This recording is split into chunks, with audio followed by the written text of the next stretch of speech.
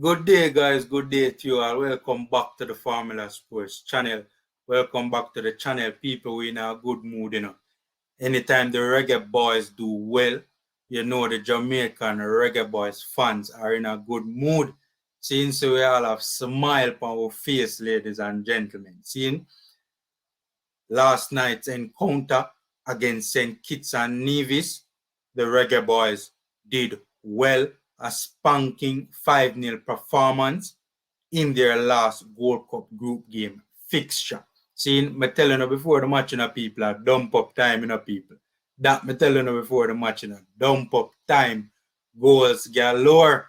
Seen, and the Jamaica Reggae Boys went out there and executed and did just that, dump up St. Kitts and Nevis 5-0.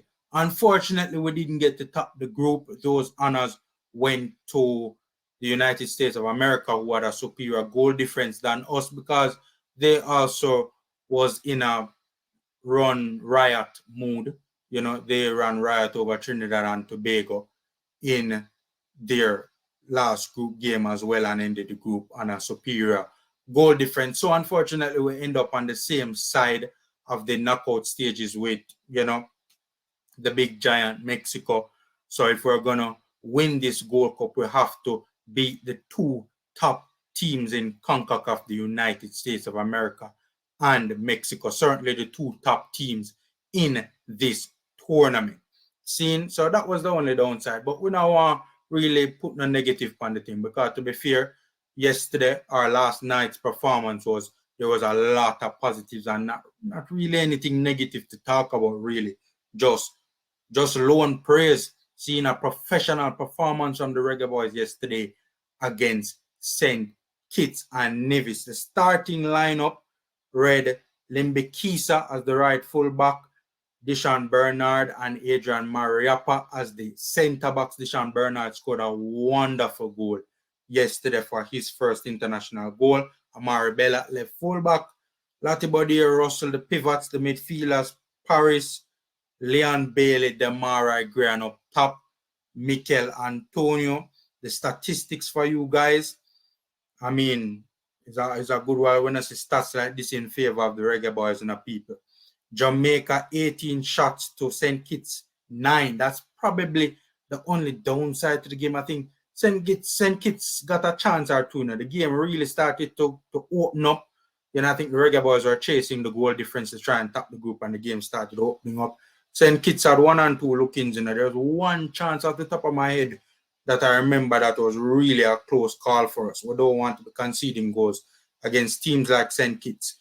We had 6 shots on target compared to St. Kitts' 2. We had 67% possession of the football. Wow. Reggae Boys can dominate possession like that, a lie. So 33% possession to St. Kitts. 500 passes from the Reggae Boys to 245 from St. Kitts at 86% passing accuracy for Jamaica, 69% for St. Kitts. 7 fouls for Jamaica, 9 for St. Kitts, 3 offsides for Jamaica. That was probably a little thing where we need to work on. We scored a couple of goals and they were ruled offside. Close calls, to be fair, but runs need to be timed better. A little bit more patience involved. 7 corner kicks for Jamaica. 2 St. Kitts and Nevis is 1 corner kick. Seeing again a professional performance from the Jamaica Reggae Boys in yesterday's game. One of the criticisms that I had going into yesterday's game of the Reggae Boys' performances so far in the tournament, I thought we needed to move the ball quicker. Even though we beat Trinidad, I did say that against a team that provides us less time and space, we might have a challenge breaking those lines, moving the ball at that pace. And in this game, we saw the ball moving at a very quick pace, seen especially as the game went on, ladies and gentlemen. We saw the ball moving very quickly in this particular game. Very cool. In terms of pace of play from the Jamaica Reggae Boys, one of the quickest games I've seen the Jamaica Reggae Boys play in terms of the movement of the football. So that was very, very, very good to see. right? The Reggae Boyz moving the football at that particular pace. St. Kitts started the game at a very high intensity. You know, they were very well organized in that low block, you know, very compact, not a lot of gaps to exploit between the lines or between the positions on the field. And, you know, we only got the first goal in the 38th minute. However, the fact of the matter is St. Kitts could not play at that, with that level of intensity for the entirety of the game. So we knew at some point in time we'd break them down. And also, the main thing for me, why I think St. Kitts conceded that all-important first goal, was St. Kitts started to get brave. St. Kitts started to gain confidence. And because they were frustrating the Jamaica Reggae Boyz, they decided that, hey, we're going to see if we can get some joy against this Jamaican Reggae Boyz team. Their bravery, you know, it cost them. They got caught on a counter-attack, a lot of space on the break for Jamaica to exploit. And once we got that all-important first goal, St. Kitts' heads dropped. You saw the body language, you know, a bit of frustration started to creep in. You know, we started to gain that confidence and to gain that momentum scene. And, you know, St. Kitts also had to come out of their shell a bit as well. And obviously giving us more time and space. And, you know, that proved to be problematic for them. One of the big things in this particular game that I really like to see was the dynamism in attack from the Jamaica Reggae Boyz. We knew we would dominate possession. The big question was, you know, could we break down a stubborn St. Kitts team in a low block scene consistently throughout the game? That was the big question. And, you know, the Reggae Boyz answered it emphatically, right? We saw a lot of dynamism in attack from the Jamaica Reggae Boyz in this particular game, right? A lot of interchanging between players taking place on the field of play. You know, the Reggae Boyz throughout the game was shifting the ball around, you know, throughout the respective channels, you know, moving it quickly, you know, quickly switching the respective points of attacks, you know, attacking St. Kitts in various ways, in various forms, you know, using various tactics, you know, playing to the feet of our players in the central zone, you know, or playing the ball into the space behind St. Kitts whenever St. Kitts would step up.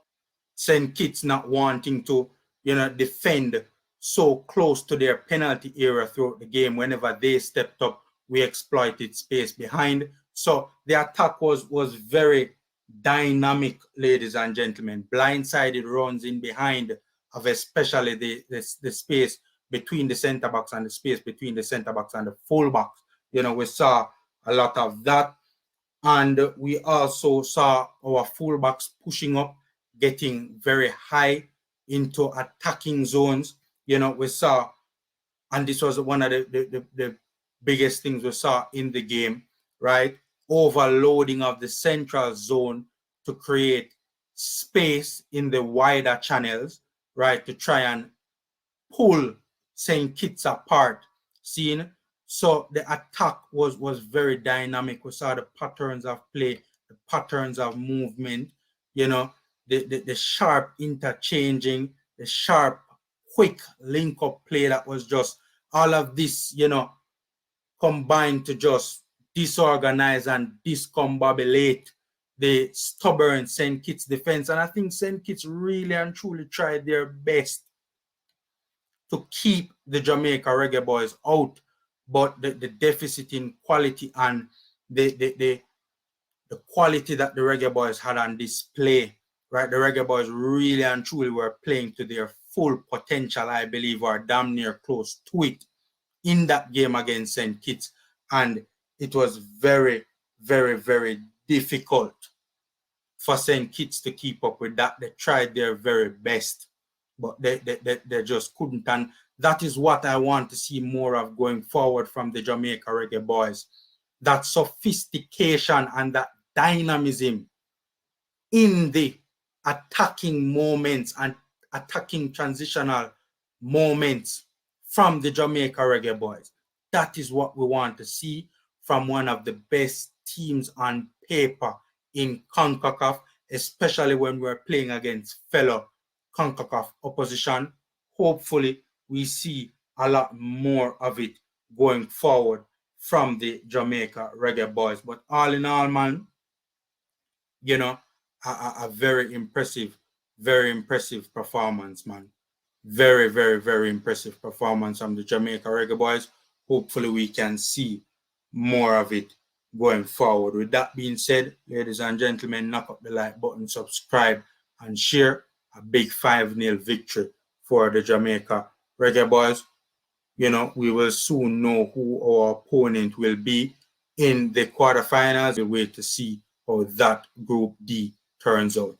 Until next time, ladies and gentlemen, I know Reggae Boyz fans are very happy and very content with what they saw last night, so hopefully it continues. Take care, guys. Stay safe.